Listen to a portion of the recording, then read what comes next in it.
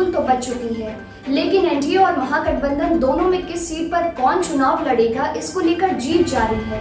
दोनों गठबंधन के दलों में सीटों की संख्या को लेकर भी माथापच्ची अभी चल रही है।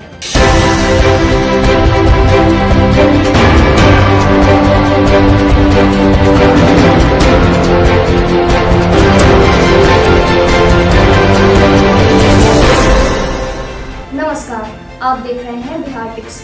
बिहार टिक्स के ओपन सिग्नल में आज एनडीए और महागठबंधन दोनों की बात। एनडीए में घमासान की क्या है वजह? बात करें अगर एनडीए की, तो इसमें बीजेपी के साथ जेडीयू और एलजेपी भी प्रमुख सहयोगी है। तीनों ही पार्टियां लगातार इस बात पर माथापच्ची में जुटी हैं कि सीटों पर तालमेल कायम किया जा सके, लेकिन एनडीए में एलजेपी के पिछले कुछ समय से बदले तेवर की वजह से हालात बदले हुए हैं। एलजेपी मुखिया चिराग पासवान गठबंधन की सहयोगी जेडीयू पर लगातार निशाना साध रहे हैं।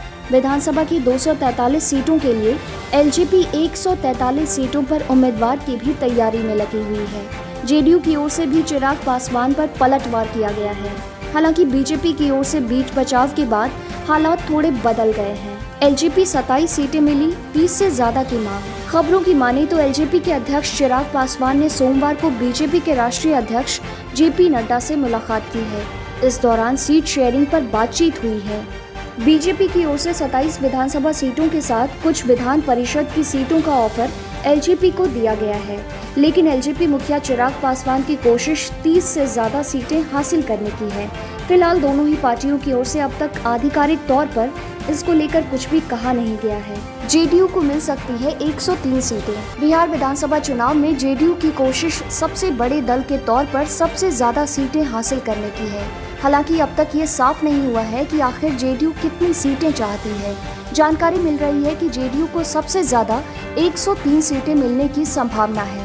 दूसरी ओर जेडीयू ने ज्यादा सीटों की मांग जरूर की है, लेकिन सीट बंटवारे का फॉर्मूला 2010 की तरह ही करने की बात भी कही है। 2010 विधानसभा चुनाव के दौरान जेडीयू और बीजेपी ने साथ में चुनाव लड़ा था। उस समय जेडीयू 141 और बीजेपी ने 102 सीटों पर उम्मीदवारी की थी। बीजेपी 101 सीटों पर कर सकती है उम्मीदवारी। बिहार चुनाव को लेकर बीजेपी की ओर से खास डिमांड सामने नहीं आई है।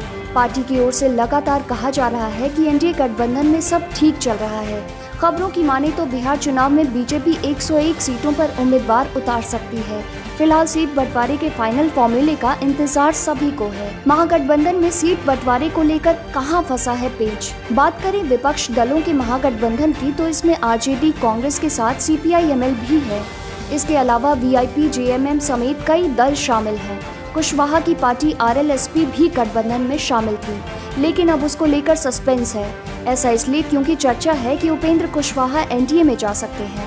फिलहाल महागठबंधन के सियासी दलों में सीट बंटवारे को लेकर कहां पेच फंसा है, जानिए। कांग्रेस को 58 सीटों का ऑफर, 80 की हो रही मांग।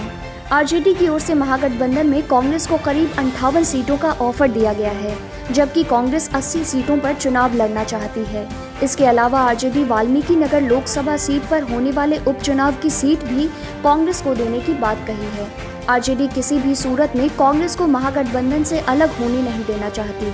सीट के मसले पर कांग्रेस को मनाने के लिए आरजेडी हर संभव कोशिश कर रही है। आरजेडी की 150 से ज्यादा सीटों पर चुनाव लड़ने की तैयारी।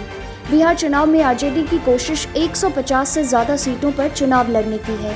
हालांकि महागठबंधन के सबसे बड़े दल के नाते पार्टी सबको साथ लेकर चलना चाहती है।